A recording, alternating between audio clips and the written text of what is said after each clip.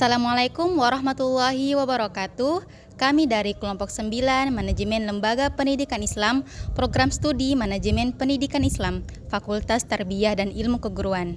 Di sini kami akan membahas mengenai manajemen administrasi lembaga pendidikan Islam. Check it out. Administrasi dapat diartikan sebagai suatu kegiatan atau usaha untuk membantu, melayani, mengarahkan, dan juga mengatur suatu kegiatan untuk mencapai suatu tujuan. Manajemen administrasi lembaga pendidikan Islam ialah suatu proses untuk mengatur dan mengelola hal-hal yang berkaitan dengan proses institusi lembaga pendidikan Islam.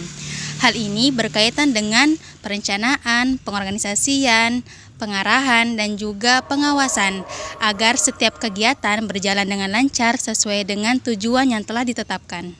Selanjutnya yaitu sumber daya administrasi pendidikan, meliputi 6M. Yang pertama yaitu men, seperti kepala sekolah, guru, dan juga para staf. Yang kedua yaitu money, seperti biaya dan juga dana. Yang ketiga yaitu methods, atau metode pengajaran dan kurikulum yang digunakan. Yang keempat yaitu material, seperti siswa, bahan ajar, dan juga sarana prasarana.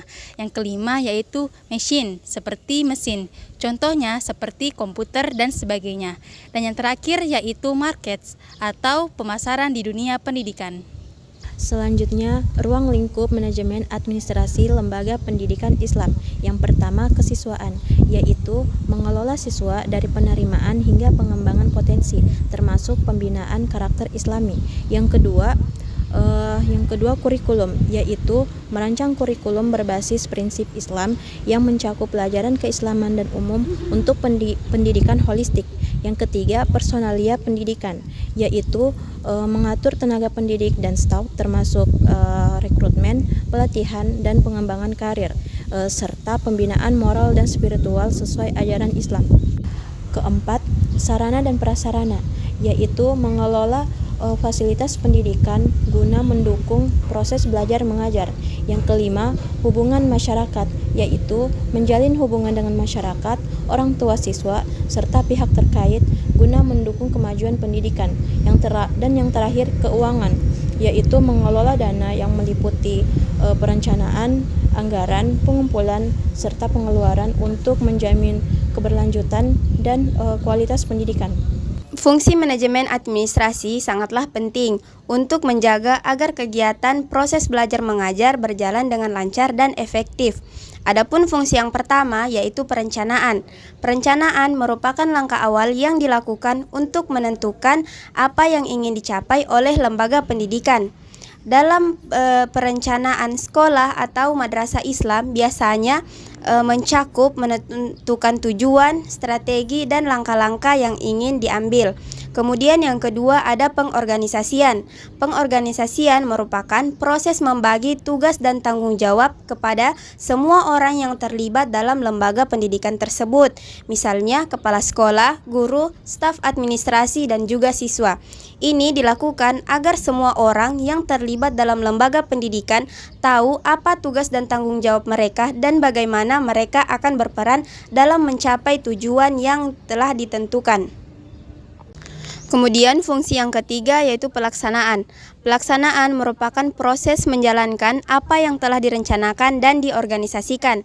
Dalam konteks manajemen administrasi lembaga pendidikan, ini mencakup pelaksanaan program pendidikan seperti kegiatan pembelajaran, kegiatan ekstrakurikuler, dan kegiatan keagamaan. Kemudian yang keempat, pengawasan. Pengawasan adalah proses memantau atau mengevaluasi apakah semua kegiatan yang berjalan telah sesuai dengan rencana. Jika ada hambatan atau masalah, maka pihak manajemen dapat langsung melakukan perbaikan. Kemudian yang kelima yaitu koordinasi. Koordinasi adalah proses menghubungkan dan menyelaraskan semua bagian yang terlibat dalam proses manajemen. Tujuannya agar tidak ada saling tumpang tindih atau bertentangan satu sama lain. Misalnya, guru yang harus berkoordinasi dengan kepala sekolah terkait materi ajar atau staf administrasi yang harus berkoordinasi dengan bendahara sekolah terkait anggaran atau keuangan. Kemudian yang keenam ada pelaporan. Pelaporan adalah membuat laporan terkait apa yang telah dilaksanakan dan hasil apa yang telah dicapai. Biasanya laporan ini disampaikan kepada pimpinan seperti ketua yayasan dan dinas pendidikan. Kemudian yang terakhir, keuangan. Manajemen keuangan adalah proses mengelola dana yang masuk dan keluar.